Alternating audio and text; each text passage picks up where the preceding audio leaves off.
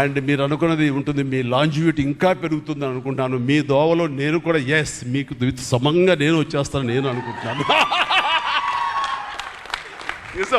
అంటే ప్రతిసారి నాకు అన్ని విషయాల్లో కూడా నాకు సోర్స్ ఆఫ్ ఇన్స్పిరేషన్ అనిపిస్తుంది. అది హెల్త్ కానివ్వండి, కంపోజ్డ్ బిహేవియర్ కానివ్వండి, ఒక ట్రాంక్విల్ ఆలోచనలు కానివ్వండి, స్థితప్రజ్ఞత కానివ్వండి, ఏం జరిగినా సరే అంటే నవ్వుకుంటూ సరదాగా ఉంటాం. ఇవన్నీ చూస్తుంటే నాకు ఎంత ప్రశాంతంగా ఉంటుంది, ఎంత మానసికంగా ఉంటుందని. సో అలాగా ఈ ప్రొఫెషనల్గా కూడా ఈ సినిమాతోటి తను వెళ్ళే దారిలో వై నాట్ నేను కూడా రేపు పొద్దున ఏదైనా అవసరం వచ్చి ఓటీటీలో ఏదైనా సినిమాలు చేయాల్సి వస్తే కనుక ఏం ప్లాన్ నార్సింగ్ నువ్వే గబున అన్నా కదా గబుకొని రెడీ అయ్యి వచ్చే రేపు పొద్దున ఇంటికి.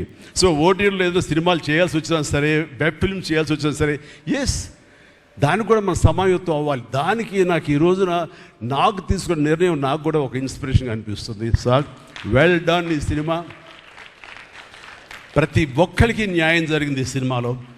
అండ్ నా డైలాగ్ నువ్వు అనిస్తావు నాకు ఇందాక నేషనల్ క్రష్, నా క్రష్ కూడా అందుకని